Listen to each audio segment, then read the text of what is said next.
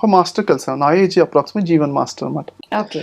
First వాళ్ళ ఇంట్లో కూడా మెడిటేషన్ అవన్నీ ప్రోగ్రామ్స్ అవుతుంటే తనకు ఇదేంటబ్బా మెడిటేషన్ అన్ని ప్రోగ్రామ్స్ ఎందుకు చేస్తున్నారు వీళ్ళు, బ్రహ్మశ్రీ సుభాష్ పత్రిజీ గారు ఓకే. నేర్పించారు అనమాట వాళ్ళ మమ్మీ వాళ్ళకి.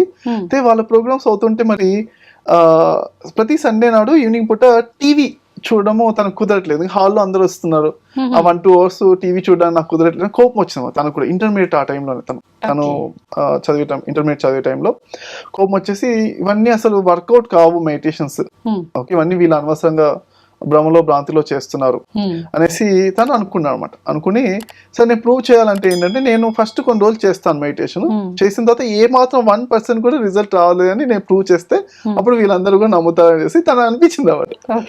అనిపించి సరే చేయాలంటే మామూలుగా చేయకూడదుగా, మంచిగా చేస్తానని చెప్పేసి తను రోజు నైట్ 8 o'clock కూర్చునేవాడు, మార్నింగ్ 8 o'clock లేచేవాడు. 1 sitting అంతే, 12 hours 1 sitting. తను ఆ విధంగా అంటే ఇంటర్మీడియట్ ఆ టైంలో ఒక 3 నెలలు చేశాడు అనమాట. చేసిన తర్వాత తన లోపల చేంజెస్, తనకి అప్పటికి కొన్ని హెల్త్ ఛాలెంజెస్ కూడా ఉండే, అవన్నీ కూడా సాల్వ్ అయిపోవడము, అవన్నీ కూడా అయిపోయేసరికి ఓకే తను బిలీవ్ చేశాడు. అలానే ఇంట్లో వాళ్ళందరూ కూడా హ్యాపీ. అతను నాకు గైడెన్స్ ఇచ్చాడు అనమాట.